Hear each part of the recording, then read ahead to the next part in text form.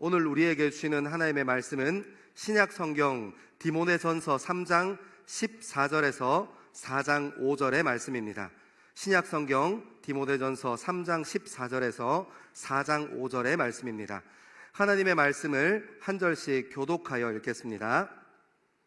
내가 속히 내게 가기를 바라나 이것을 내게 쓰는 것은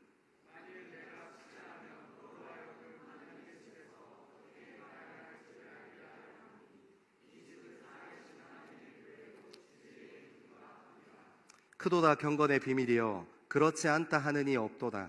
그는 육신으로 나타낸 바 되시고 영으로 의롭다 하심을 받으시고 천사들에게 보이시고 만국에서 전파되시고 세상에서 믿음 바 되시고 영광 가운데서 올려지셨느니라.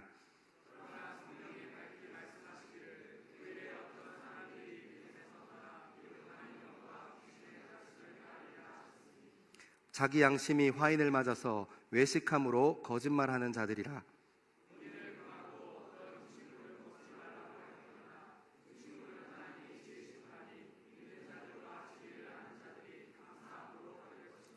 하나님께서 지으신 모든 것이 선함에 감사함으로 받으면 버릴 것이 없나니 하나님의 말씀과 기도로 거룩하여 짐이라. 아멘. 이 말씀은 살아계신 하나님의 말씀입니다. 아멘. 가끔 이렇게 설교자로 살다 보면 그럴 때 있어요. 딱 이렇게 오늘처럼 글로리아 이 찬양대와 예수 찬미단 헌신 예배, 그리고 오늘 또 찬미단의 찬양이 제 마음에 얼마나 은혜가 되는지 딱 여기까지만 하고 집에 갔으면 좋겠다 하는 마음이 있습니다. 여러분들에게 하나님께서 허락하신 그 마음을 잘 간직하시고 그냥 그 마음을 가지고만 있는 사람이 아니라 받은 사랑을 여러분이 이 무대 위에 올라올 수 있을 때 하나님의 이름을 마음껏 높여드리고 또 하나님께 영광 드리고 공동체의 큰 기쁨이 되는 저와 여러분 되기를 소망합니다. 오늘은 말씀을 좀 같이 한번 읽어볼게요. 14절에서 16절의 말씀입니다. 14절에서 16절입니다. 시작. 내가 속히 내게 가기를 바라나 이것을 내게 쓰는 것은 만일 내가 지체하면 너로 하여금 하나님의 집에서 어떻게 행하여야 할지를 알게 하려 함이니 이 집은 살아계신 하나님의 교회요 진리의 기둥과 터니라. 그도다 경건의 비밀이여 그렇지 않다 하는 이 없도다. 그는 육신으로 나타난 바 되시고 영으로 의롭다 하심을 받으시고 천사들에게 보이시고 만국에서 전파되시고 세상에서 믿음 바 되시고 영광 가운데서 올려지셨느니라. 아멘. 오늘 왜 말씀부터 읽냐면 제가 설교를 준비하다가 내용이 너무 길어져서 뒤에 잘랐는데도 또 길어서 제가 이렇게 바로 도입 없이 시작합니다. 여러분 14절에 보면 내가 속히 가기를 바라나, 그리고 15절의 시작은 내가 만일 지체하면 이라는 표현을 사도 바울이 썼어요.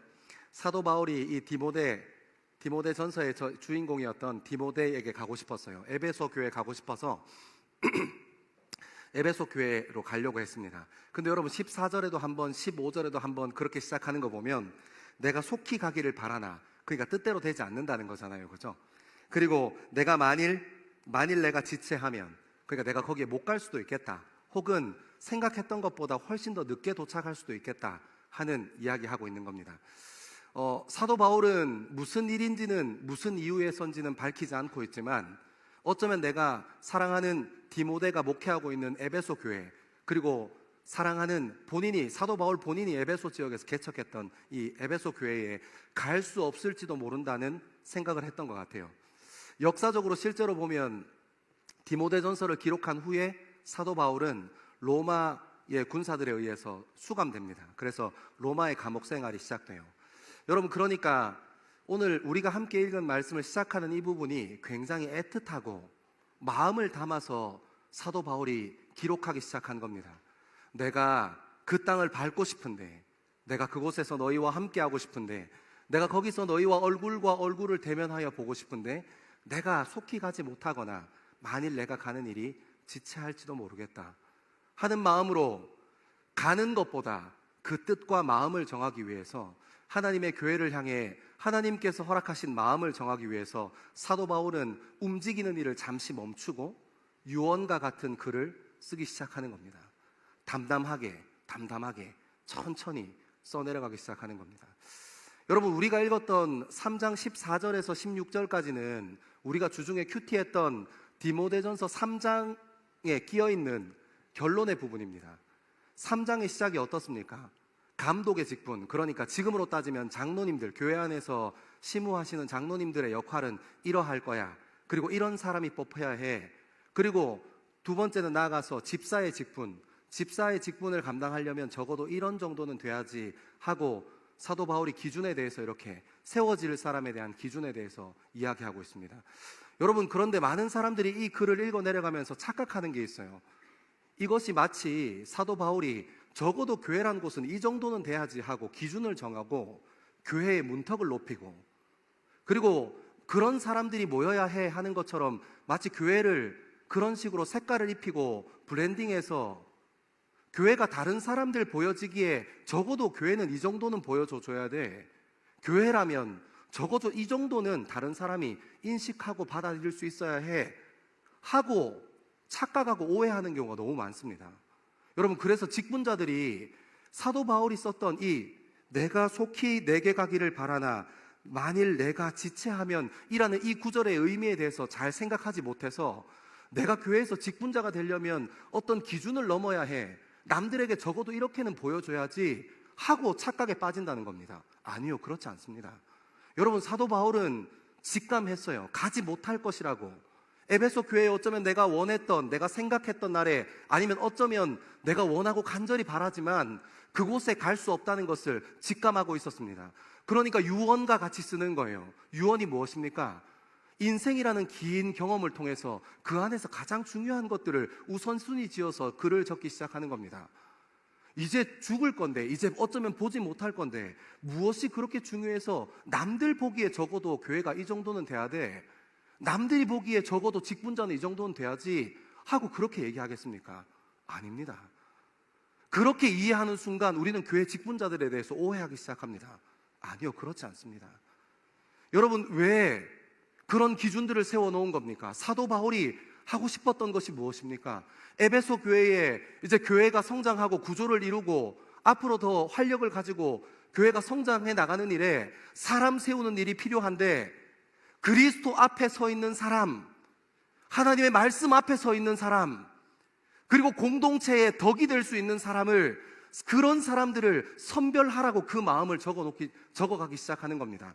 남에게 나는 이런 사람이야, 나는 이만큼 이뤄낸 사람이지, 그런 사람으로 직분자가 보여지기를 원하고, 세상 사람들에게 교회에서 직분받은 사람은 이 정도는 되는 사람들이야 하고 보여지기를 원하는 게 아니라, 절박한 죄인 된 우리가, 죄성을 가지고 있는 우리가 주의 말씀 앞에 서면 항상 돌이키고 항상 주님 앞으로 뛰어가야 할 것들이 많은 우리가, 하나님의 가치와 하나님의 정신 앞에 서면 내 것을 포기하기를 주저하지 말아야 하는 우리가 하나님의 그 말씀 앞에서 하나님의 마음을 내 삶의 주인 삼는 것입니다.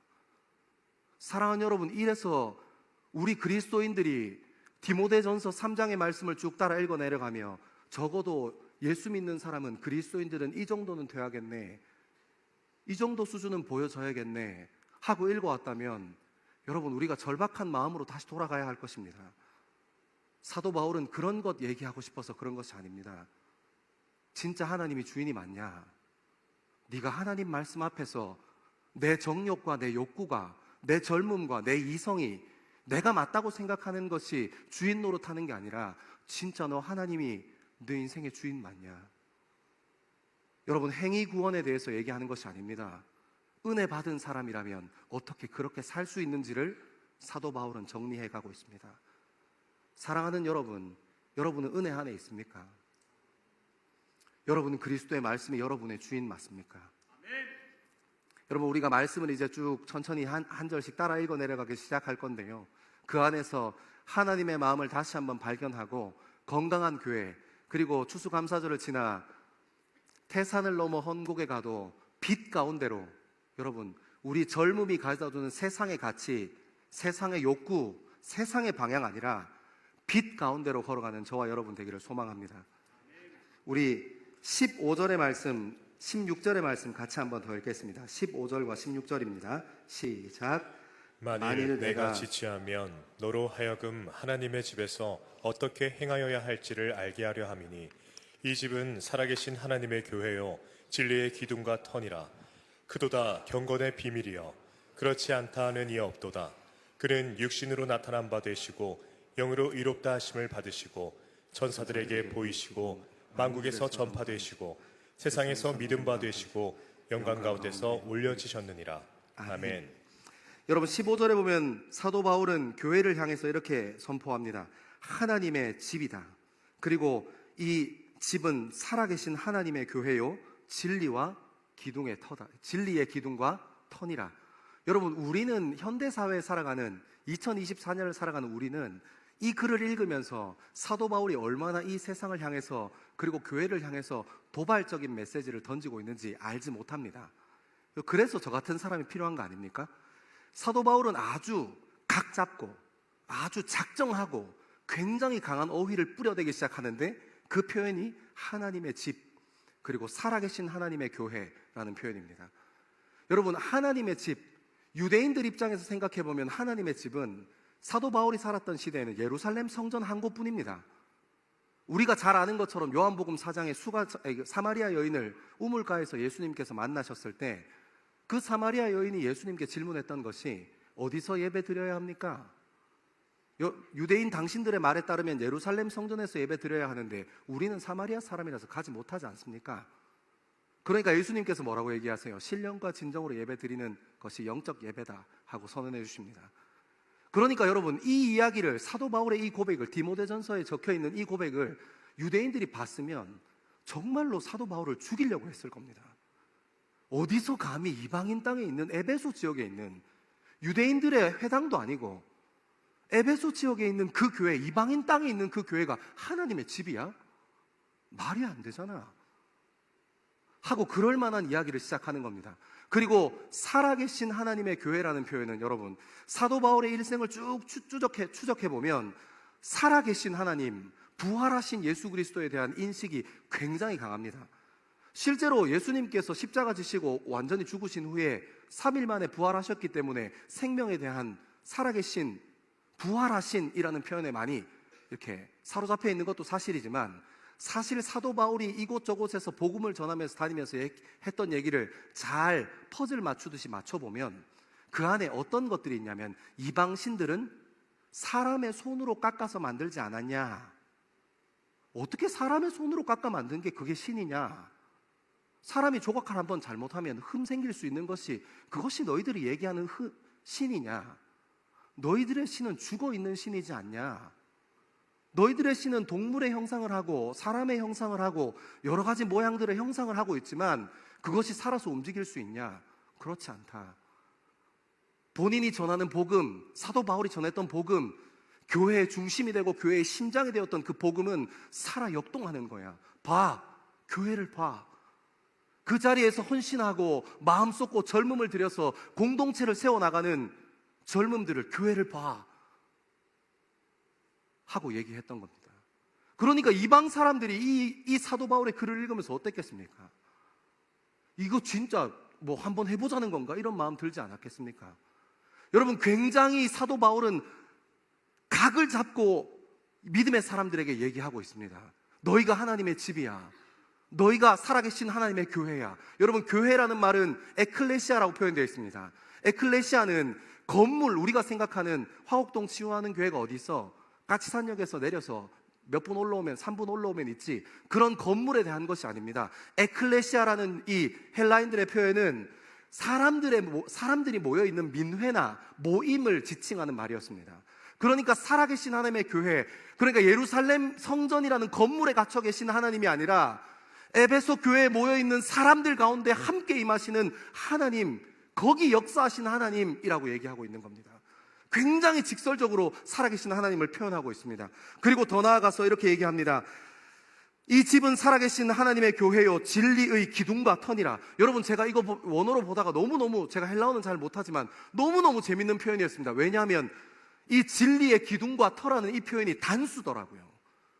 그러니까 헬라 철학에 찢어들어 있는 이 세상의 가치관을 가지고 살아가는 사람들이 얘기하는 여러 가지의 가능성들과 여러 가지의 신들 중에 하나로서가 아니라 변하지 않고 더할 수 없고 뺄 수 없는 단 하나의 기둥과 터에 대해서 얘기하는 것이었습니다.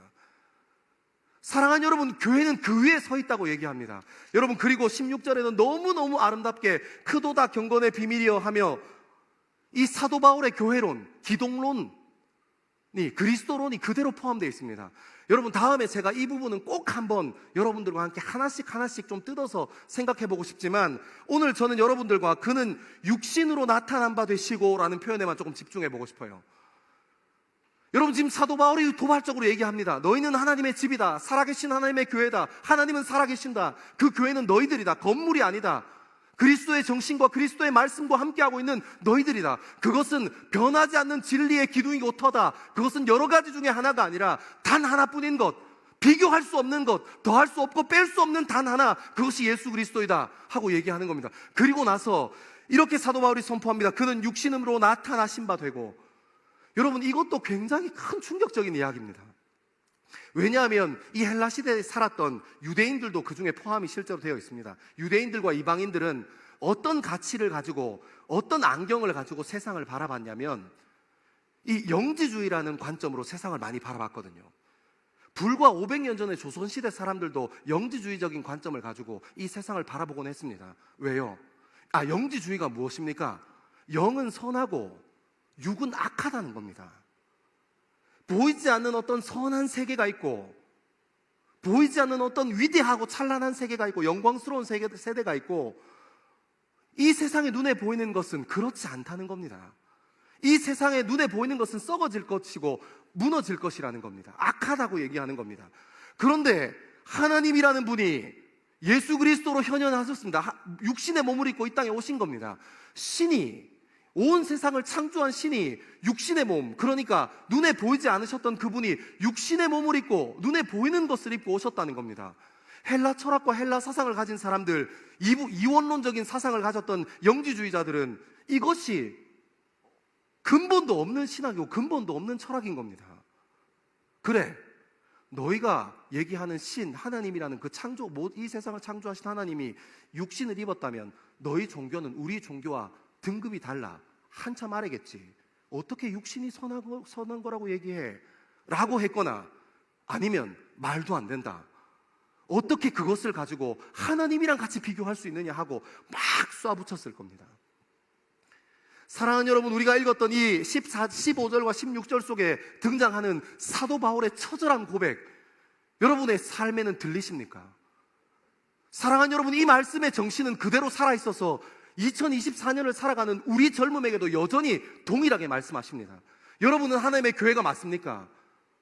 여러분의 삶 가운데 여러분이 신앙하고 믿는 그 하나님은 여러분 삶 가운데 살아계신 분이 맞냐고 질문하고 있는 겁니다. 하나님의 말씀이요. 여러분이 가지고 있는 믿음, 신앙, 여러분이 얘기하는 예수 그리스도가 세상 사람들이 얘기하는 여러 가지 성공할 수 있는 것 중에 하나로 있는 겁니까? 아니면 오늘 사도 바울이 얘기하는 것처럼 단수로 되어 있어서 비교할 수 없고 더할 수 없고 뺄 수 없는 유일한 진리로서 우리 삶 가운데 있는 것입니까? 거기서 멈추면 안 됩니다. 하나님이라는 신이 모든 것을 창조하신 그 하나님께서 육신의 몸을 입고 우리 삶 가운데 뛰어들어오셨습니다. 여러분, 혹시 우리의 젊음은 어떻습니까? 여러분은 믿음은 믿음대로, 여러분의 삶은 삶대로 살지 않습니까? 우리 주의 몸된 우리 교회는 어떻습니까? 우리 인생은 어떻습니까? 우리 젊음은 어떻습니까? 헬라 철학에 빠져있는 사람들처럼 믿는 것은 믿는 대로, 살아가는 것은 살아가는 대로 살고 있지 않습니까? 아니요. 여러분, 그래서 돌이켜야 하는 것입니다. 여러분, 우리가 글로리아 찬양의 힘을 받고 우리 공동체의 기쁨이 되고 덕이 되는 것처럼 예수 찬미담과 함께 고백하는 그 찬양의 고백이 내 고백이 되기를 소망하면서 손을 높이 들고 주님 앞에 올려드리는 것처럼 우리의 믿음은 우리의 삶과 우리의 정신 가운데 하나인 것입니다. 근데 여러분, 우리가 왜 거기서 무너지는 것입니까? 왜 우리가 그것 말고 더 다른 것이 우리 눈에 들어오는 것입니까? 눈앞에 번쩍번쩍한 거, 조금 더 자극적인 것이 왜 우리 인생에 주인 노릇하고 있냐고 묻는 것입니다.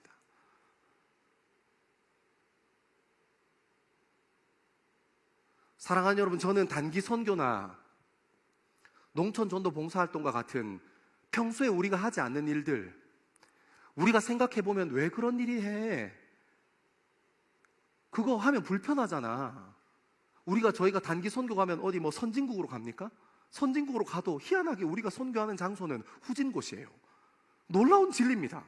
좀 가서 좀 누리고 싶은데 목사님들은 절대 그렇게 동선을 짜지 않으세요. 나쁜 목사님들.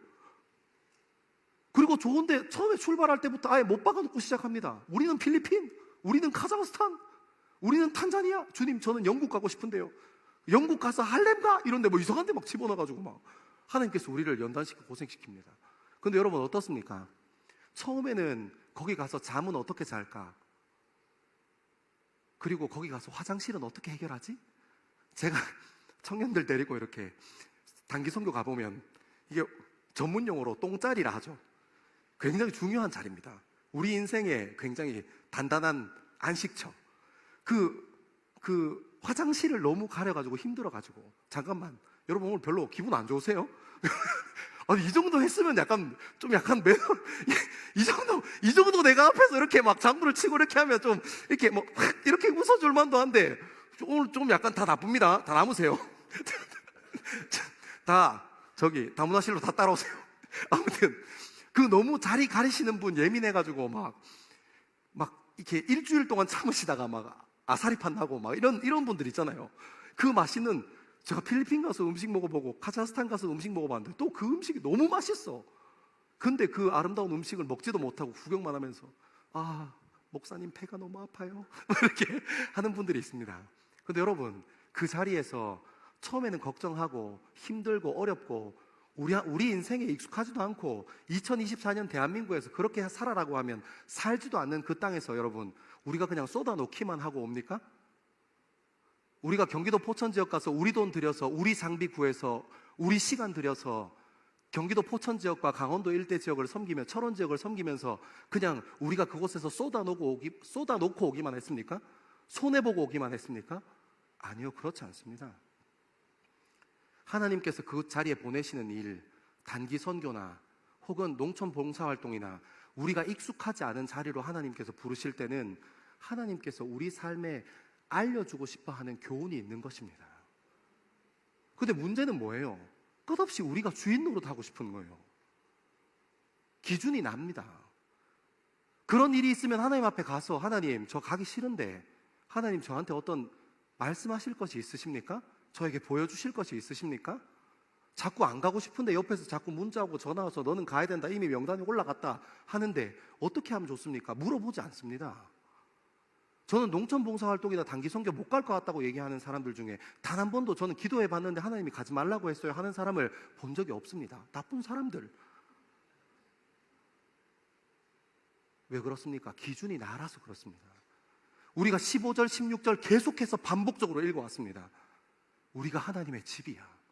하나님의 말씀이 거하시는 집이요. 유대인들은 예루살렘 성전을 대할 때 살아계신 하나님이 그곳에 계셔서 그곳에서 번제 드리고 제사 드렸던 곳 아닙니까? 그곳에 하나님께서 사셨으니까요. 여러분, 사도 바울은 우리가 예수 그리스도를 믿는, 살아계신 하나님을 믿는 우리가 교회라고 얘기합니다.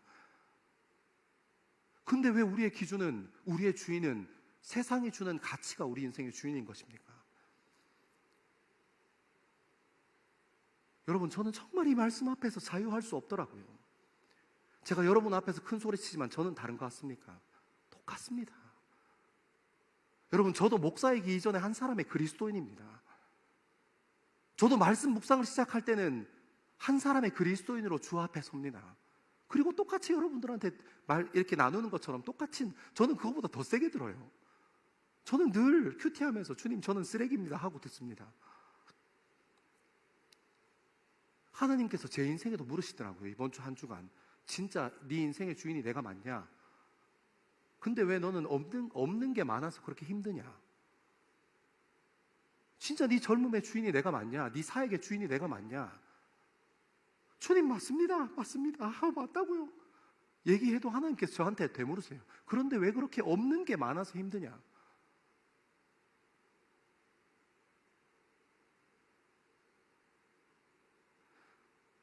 사랑하는 여러분, 우리에게 진리의 기둥과 터 되신 그분은 세상에 있는 여러 가지 물질, 뭐 우상, 뭐 외모, 뭐 이런 것 저런 것 중에 하나가 아닙니다. 단 하나, 우리 인생의 주인 노릇하실 분. 그리고 그분이 반드시, 그리고 마침내 우리 삶이 우리가 원하지 않는 곳으로 그분이 우리 삶을 인도하실 때는 반드시 그분이 우리 인생에 교훈하시는 분임을 믿게 되기를 소망합니다. 여러분 한번 부딪혀 보세요. 주님이 정말 여러분의 인생의 주인이 맞으면 하나님께서 감동 주시는 일에 멈추지 말고 한번 부딪혀 보십시오. 그리고 하나님께서 내 젊음을 어떻게 사용하시는지 주목하십시오. 반드시 이루어내실 줄 믿습니다. 우리 말씀을 조금 더 읽어봅시다. 4장 1절에서 3절의 말씀입니다. 4장 1절에서 3절 시작. 그러나 성령이 밝히 말씀하시기를 후일에 어떤 사람들이 믿음에서 떠나 미혹하는 영과 귀신의 가르침을 따르리라 하셨으니 자기 양심이 화인을 맞아서 외식함으로 거짓말하는 자들이라. 혼인을 금하고 어떤 음식물은 먹지 말라고 할 터이나 음식물은 하나님이 지으신 바니 믿는 자들과 진리를 아는 자들이 감사함으로 받을 것이니라. 아멘. 여러분 1절에 보니까 이런 표현이 있어요. 성령이 밝히 말씀하시기를 어떤 사람들이 믿음에서 떠나 미혹하는 영과 귀신의 가르침을 따라, 쭉쭉쭉 넘어와서 2절 시작은 이렇게 합니다. 자기의 양심이 화인을 만나서 외식함으로 거짓말하는 자들이라. 여러분 화인이 뭐냐면 인두로 지지는 거예요.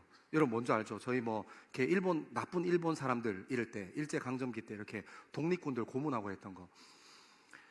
여러분 이때 헬라 시대 때 화인 맞는다라는 것은 그 인두를 쇠를 뜨거운 불에 지져가지고 이렇게 달구어서 동물이나 그리고 노예에게 보이는 곳에다가 이렇게 모양이나 글을 새겨 넣는 작업을 화인이라고 했습니다.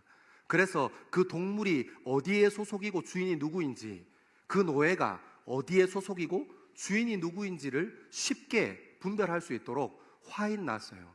근데 여러분 오늘 본문에 뭐라고 얘기합니까? 양심에 화인 맞았는데 그 양심에 화인 맞은 자들이 누구입니까? 누구의 소속이고 누가 주인이라는 겁니까? 미혹하는 영이 그들의 주인이고, 그리고 귀신의 가르침을 따름이 그들의 주인이라고 하나님 말씀 얘기하는 겁니다. 여러분 미혹하는 영 그리고 귀신의 가르침을 따르는 그런 양심의 화인을 맞은 사람들이 어떤 사람들이겠습니까? 제정신 아닌 사람들이겠죠. 근데 사도 바울은 뒤에 이어서 이렇게 표현합니다. 양심의 화인을 맞아서 외식함으로 거짓말하는 자들이라. 여러분 이거 되게 중요한데요. 사도 바울은 지금 기독교적인 관점에서 두 가지 화인 맞는 것을 비교하고 있어요. 하나는 오늘 본문에서 글자 그대로 드러나는 것처럼 이 귀신의 가르침이나 미혹하는 영으로 말미암아 그 소속되고 그것을 주인 삼는 사람들, 그런 사람들이 외식하고 거짓말하는 사람들이라고 얘기하고, 반대로 하나님의 믿음의 사람들, 믿음으로 그리스도의 유일한 진리와 진리의 기둥과 터에 화인 맞은 사람들은 살아계신 하나님의 교회다 하고 이 두 개를 비교해내고 있는 겁니다. 여기까지 이해하시죠? 그런 관점으로 보면 여러분 왜 사람들이 외식하는지 알 수 있어요. 여러분 우리 믿음으로 화인 맞은 사람들, 그리스도인들, 예수 그리스도를 주인 삼은 사람들은 어떻습니까? 하나님 앞에 자기의 삶을 비추어 보기 시작합니다. 왜요? 하나님께서 나를 만드셨으니까요. 나는 이해가 잘 안 가지만 하나님께서 우리 부모들 가정 가운데 저를 보내셨으니까요. 나는 이해가 잘 안 가지만 내가 정말 너무 싫어하는 직장 상사가 있는 그 직장 가운데 보내셨으니까요. 나는 왜 그런지 잘 모르겠지만 하나님께서 우리 더스토리 청년 공동체의 일원으로 하나님께서 보내주셨으니까요. 그래서 우리 믿음의 사람들, 믿음으로 화인 맞은 사람들은 어떻습니까? 살아계신 하나님께서 주인이시니까 주님 앞에 물어볼 것입니다. 나는 누구입니까? 나는 무엇입니까? 나는 어디로 가는 사람입니까? 주님 당신이 내 삶의 주인이십니다 하고요.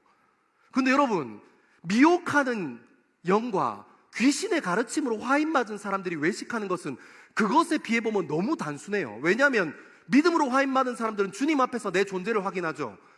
하지만 거짓 귀신의 가르침과 미혹의 영에 화인 맞은 사람들은 내가 다른 사람에게 어떤 모습으로 보이는지에 관심 많습니다. 이해하시죠? 여러분, 그래서 외식하게 되는 겁니다. 내가 누군지 정확하게 잘 모르거든요. 내가 어떤 존재인지 정확하게 하나님 앞에서 검증받지 않거든요. 그래서 여러분 외식하게 되는 것입니다. 그리고 외식하려다 보니까 나는 그런 사람 아니야. 네가 생각하는 그런 사람 아니야. 나는 생각보다 괜찮은 사람이야. 나 생각보다 근사한 사람이야. 하고 얘기하고 싶으니까 거짓말하는 겁니다. 여러분, 이거 참 큐티 학교 하신 분들은 이 말 무슨 말인지 이해하죠? 왜 외식하는지 이해하죠? 큐티 학교 들어오세요. 말을 해도 알아들어야지 이거. 자기를 똑바로 보지 못합니다. 제가 큐티 학교 들어오면 1차 감정, 2차 감정 끊어가지고 왜 내가 그런 존재가 됐는지 다 설명해 주는데, 지금 큐티 학교 한 사람들은 이 미혹의 영에 빠졌을 때 내가 왜 외식하는지 바로 알아듣는데, 지금 여러분 여러분, 우리가 주님 아닌 다른 것에 마음 쏟고, 물질에 마음 쏟고, 명예에 마음 쏟고, 권력에 마음 쏟으면 내가 어떤 사람이어야 합니까? 내가 다른 사람 앞에 괜찮은 사람이어야 하잖아요. 근사한 사람이어야 하잖아요. 그래서 내가 그 사람보다는 더 위에 있어야 더 많은 것을 누르고 있고 깔고 앉아있고 누리는 사람 될 것 아닙니까? 그러니까 외식하는 사람이 될 수밖에요. 그래서 그 세부적인 항목을 3절에다가 적어놨어요. 혼인도 하지 않고 금욕주의자들 얘기하는 거예요. 그리고 그 레위기에 나왔던 채소 금식 규정에 대해서, 먹는 것에 대해서 얘기하는 사람들, 레위기에 나오는 이 먹을 것에 대해서 가려야 하는 것에 대해서 쭉 설명합니다. 그것을 지키는 사람들, 그러니까 율법주의자들 얘기하는 거예요. 여러분, 여기서 우리가 너무너무 중요한 것이 있는데, 제가 처음에 설명했던 사도 바울이 그리스도인들과 교회는 이래야 해 하고 제시했던 기준에서 제가 이 말씀 드렸었어요. 교회는 남들에게 보여지는 것이 우선이 아니야. 그러려고 이것들 지키고 가꾸고 하나님 말씀 앞에서 연단받아야 하는 게 아니야. 근데 여러분, 금욕주의자들과 율법주의자들은 어떻습니까? 한 끗 차이입니다. 여러분, 그래서 교회 안에 있으면서 교회 아닌 사람으로 살아가게 되는 겁니다. 내가 이만큼 이루어왔어. 내가 이런 직분 가지고 살아. 근데 자기는 신앙생활 잘하는 줄 알아요. 끝없이 외식하고 자기를 가꾸기고 자기를 숨기기 위해서 거짓말하는 사람으로 살면서도 자기가 갖고 있는 직분의 안정감을 누리고 그 뒤에 또 숨어 있다고요. 하나님이랑은 상관없는 일주일을 살면서요. 사랑하는 여러분, 저는 이 사도 바울이 던지는 메시지가 우리 삶에 반드시 필요하다고 믿습니다. 여러분, 우리가 젊은 시간대에 특별히 남들에게 보여지는 일에 얼마나 많이 힘쓰고 애쓰고 온 힘과 전력을 다할 수 있는지 몰라요. 여러분, 우리가 남에게 어떻게 보여질까 하는 그 질문에 좀 근사하게 대답하고 싶어서 얼마나 많은 에너지를 쏟으면서 거기 붙들려 살아가는지 모릅니다. 처음에는 내가 선택해서 하고, 처음에는 내가 선택해서 누리는 건 줄 알았는데, 여러분, 시간 조금만 지나 보십시오. 여러분이 거기에 끌려다니고 있습니다. 좋은 예인지는 잘 모르겠는데 제가 큐티하고 말씀 정리하다가 그 생각했어요. 여러분, 옛날에 TV에 나오셨던 선풍기 아주머니 기억하십니까? 처음에는 그 선풍기 아주머니가 인정받고 싶으시니까 외모에 조금 집중해보자 해서 이런저런 성형수술을 받으셨는데, 여러분, 사람이 하는 일이 얼마나 오래 갑니까? 저희가 아무리 멋지고 예쁘고 잘생긴 이성을 만나도 그 감격과 감동이 얼마나 오래 갑니까? 여러분, 제가 저희 아내랑, 저희 큰애가 중학교 1학년입니다. 16년 살았어요. 15년 살았어요. 같이 16년 살았군요. 16년 살았어요. 근데 여러분, 제가 아직도 저희 아내 손만 잡으면 막 가슴이 쿵쾅쿵쾅 뛸까요? 이런 믿음 없는 사람들. 여보, 저는 그렇지 않습니다. 여러분, 지금도 가슴이 연애할 때처럼 뛰면 심장병이에요. 빨리 병원 가야 돼요. 이해하죠? 근데 거기서 멈춰야 되는데, 처음에는 자기가 누리고 자기가 통제하고 자기가 컨트롤할 수 있다고 믿는데 어느 순간부터 그게 끌려다니는 겁니다. 사랑하는 여러분, 저는 저와 여러분의 젊음이 우상에게 끌려다니지 않게 되기를 소망합니다. 거짓된 가르침과 미혹의 영, 귀신의 가르침으로 화인 맞아서 나라는 사람을 드러내고 싶어서 안달인 사람이 아니라 우리의 삶을 주의 말씀으로 차곡차곡 건실하게 세우고 내 주변에 맡겨주신 가정과 교회와 이웃을 전심으로 사랑할 수 있는 저와 여러분 되기를 소망합니다. 우리 마지막으로 3절에서 5절 말씀 같이 한번 읽겠습니다. 3절에서 5절입니다. 시작. 혼인을 금하고 어떤 음식물은 먹지 말라고 할 터이나 음식물은 하나님이 지으신 바니 믿는 자들과 진리를 아는 자들이 감사함으로 받을 것이니라. 하나님께서 지으신 모든 것이 선하매 감사함으로 받으면 버릴 것이 없나니 하나님의 말씀과 기도로 거룩하여짐이라. 아멘. 아멘. 여러분 3장 말미에 3절 말미에 사도 바울은 이렇게 얘기합니다. 하나님이 지으신 바니 믿는 자들과 진리를 아는 사람은 감사함으로 받을 것이니라. 사랑하는 여러분, 우리 이 세상에서의 싸움은 진짜 예수 하나로 자족할 수 있느냐? 하나님께서 내 인생을 계획하셨다고 믿느냐? 지금 내 인생이 힘들고 어려워, 내 인생이 너무 비참해가 아니라 지금 비참한 내 인생까지도 주님께 붙들림 받았다고 믿느냐? 거기에 우리의 젊음이 걸려 있습니다. 아멘 한번 해주면 안 돼요? 여러분, 사람들이 여러분을 어떻게 보는지 전 잘 모르겠어요. 하지만 한 가지 확실한 것은 여러분의 젊음을 하나님께서는 반드시 귀하다 하십니다. 결국 귀하다 하실 겁니다. 그리고 마침내 귀하다 하실 겁니다. 여러분, 그것을 감사함으로 받는 것, 그리스도가 우리의 삶의 중심인 것을 감사함으로 받는 것, 내가 옆에 사람들에 비교하기에, 주변에 있는 사람들과 비교하기에 내가 가진 것이 없어 보여도 하나님께서 내 인생을 계획하셨겠지 하고 감사함으로 그 자리에 머물러 있을 수 있는 것, 그리고 이 디모데전서를 써내려갔던 사도 바울이 얘기했던 것처럼 다시 한번 하나님 앞으로 가서 하나님의 말씀과 기도의 자리를 사모하는 것, 다른 사람들이 내 인생을 어떻게 보든지 그것과 상관없이, 이 세상이 나를 어떻게 평가하든지 상관없이 내가 주님 말씀 앞에 여전히 붙들린 사람으로 서 있는 것, 사랑하는 여러분, 그것이 우리 인생의 승부처입니다. 그것이 우리의 젊음의 승부처일 것입니다. 여러분, 하나님께서 주인 되시기를 소망하십시오. 하나님의 말씀이 원하시는 자리에 여러분 서 있게 되기를 소망합니다. 하나님께서 원하시는 기도의 자리에 여러분의 무릎이 가장 먼저 있는 저와 여러분 되기를 소망합니다. 반드시 하나님께서 우리 젊음을 통해서 우리에게 맡겨주신 교회와 우리에게 맡겨주신 공동체를 살려내실 것입니다. 우리 한번 이 믿음 가지고 다 자리에서 일어나셔서 주님을 깊이 예배하는 시간 갖겠습니다.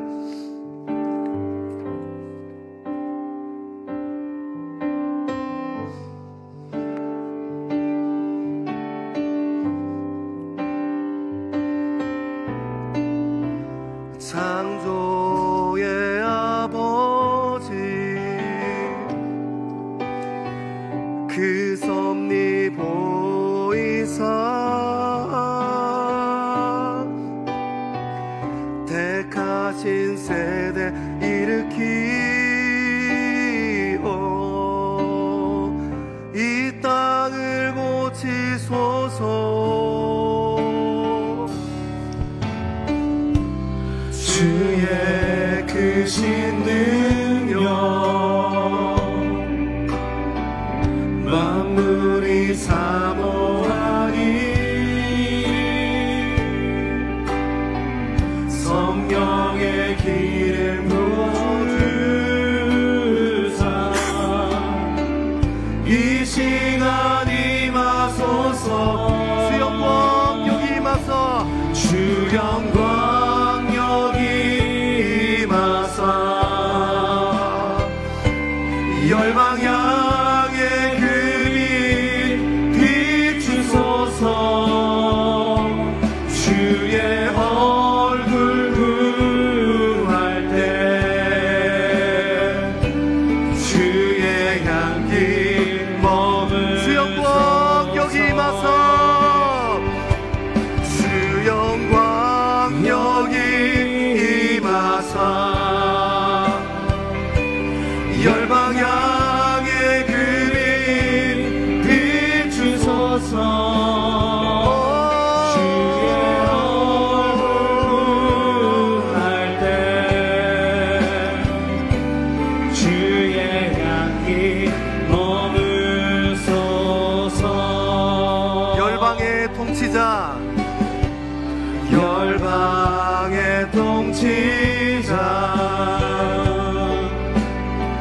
세상이 보리라. 신실한 주의 약속으로 교회는 승리하리. 주님, 우리의 젊음을 돌아보십시오. 우리를 돌아보사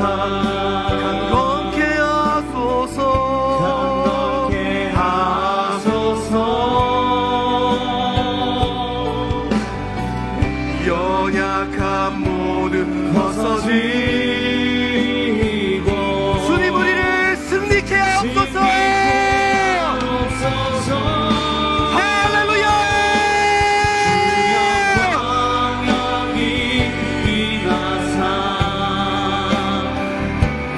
영광 향해 그를 비추소서. 주의 얼굴 구할 때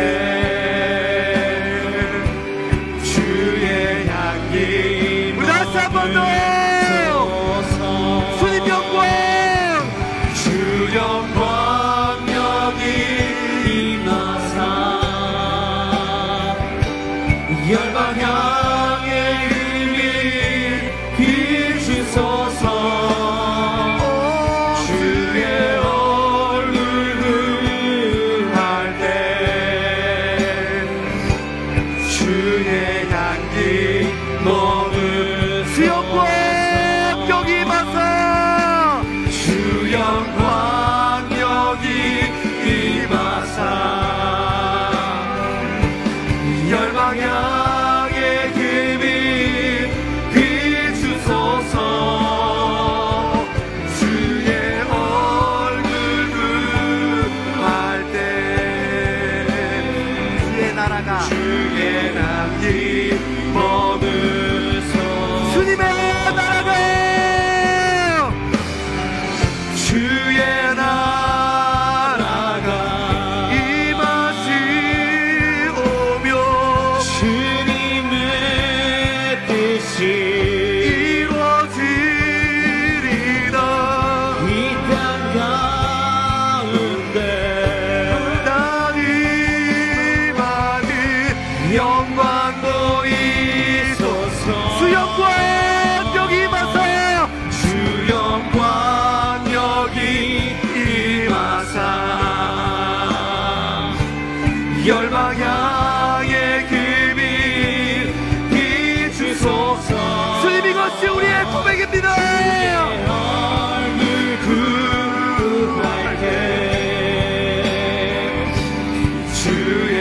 우리 마지막으로 한 번 더 주 영광 여기 임하사 주 영광 여기 임하사 열방 향해 그빛 비추소서. 주의 얼굴 구할 때 주의 향기 머물소서. 주 영광 여기 임하사 열방 향해 그빛 비추소서. 주의 얼굴 구할 때 주의 향기 머물소서. 우리 마지막으로 한 번 더 주님께 높은 목소리로 한번 올려드리겠습니다. 주 영광 여기. 주님, 이것이 우리의 젊음의 고백입니다.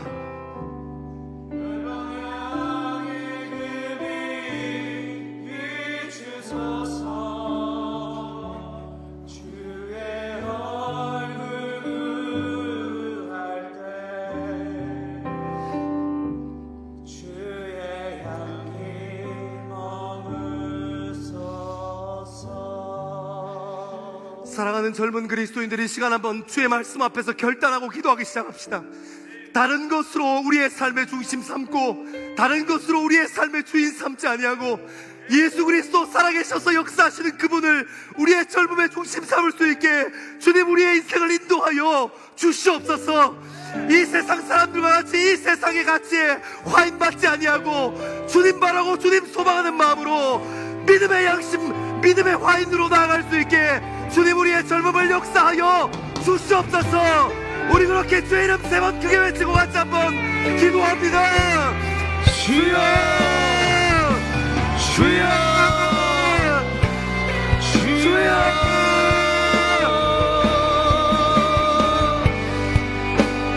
아버지 하나님, 아버지 하나님, 우리의 삶과 우리의 중심을 붙잡아 주시고 하나님 우리 마음 가운데 역사하여 주시고 하나님께서 우리의 중심 되어주시기를 간절히 바라고 소망합니다. 아버지 하나님, 아버지 하나님, 하나님께서 우리 삶 가운데 역사하심을 믿고 우리의 젊음의 주인 되신 하나님과 우리의 마음의 주인 되신 아버지 하나님 앞에 우리의 삶을 내어드릴 수 있게 주님이 역사하여 주시고 아버지 하나님, 하나님 이 시간 우리가 주님 앞에 마음에 바라보며 아버지 창조의 아버지 하나님 되신 바라고 주님의 소망하는 섭리 사람 될 수 안에서 있게 주님 아버지 인도하여 정말 주옵소서. 세대 살아나가게 하여 하나님 이것이 우리의 젊음의 주시옵소서. 고백입니다. 주여, 우리 젊음의 이유입니다.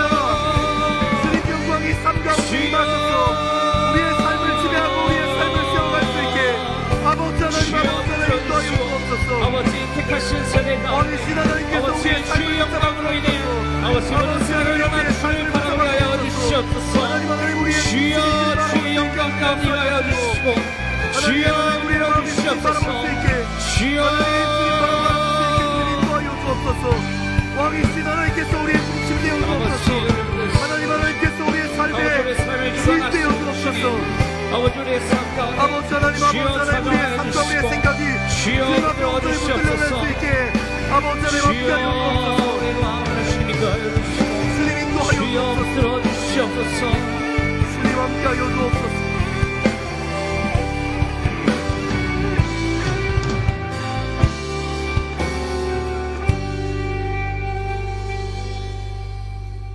우리 찬양의 이유 되시는 하나님, 하나님 우리가 주의 말씀 앞에서 우리 젊음의 주인 되시는 주님을 바라보기 시작합니다. 일주일간 세상에 살면서 바라보지 말아야 할 것들, 집중하지 말아야 할 것들, 하나님 이외에 우리의 젊음의 주인 노릇하는 것들, 그렇게 세상 가치 가운데 살다가 하나님께서 허락하신 이 거룩한 하나님의 날에 다시 한번 주의 말씀 앞에 붙들리고 서게 됩니다. 하나님 우리의 삶을 읽어주시고 이 세상의 다른 것들이 우리 인생의 주인 노릇하지 못하게 하시고 우리의 젊음이 이 세상이 주는 가치에 끌려다니지 않게 하시고 살아계신 하나님께 온전히 인도함 받는 우리의 젊음 될 수 있도록 주님 인도하여 주옵소서.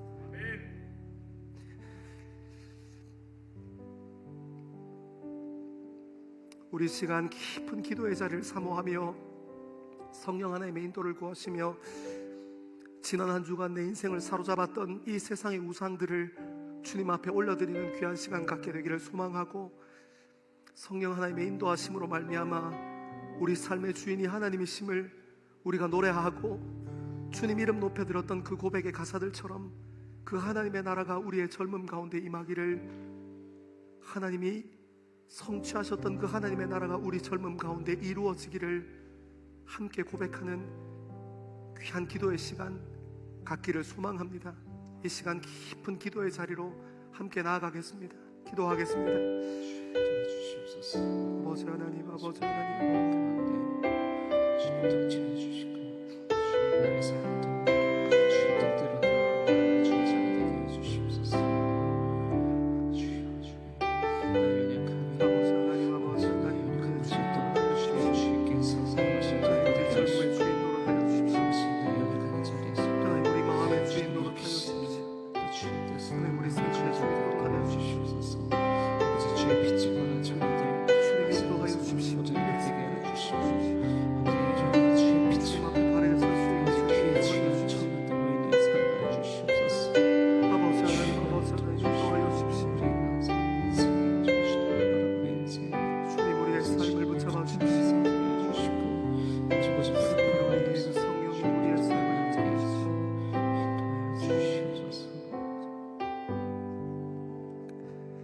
사랑하는 하나님, 사도 바울이 애타는 마음으로 에베소 교회에 전달했던 그 하나님의 말씀을 역사를 주관하시는 하나님의 인도하심 따라 그 수천 년 전에 에베소 교회를 넘어 우리 젊음의 자리로 듣게 하심을 감사합니다.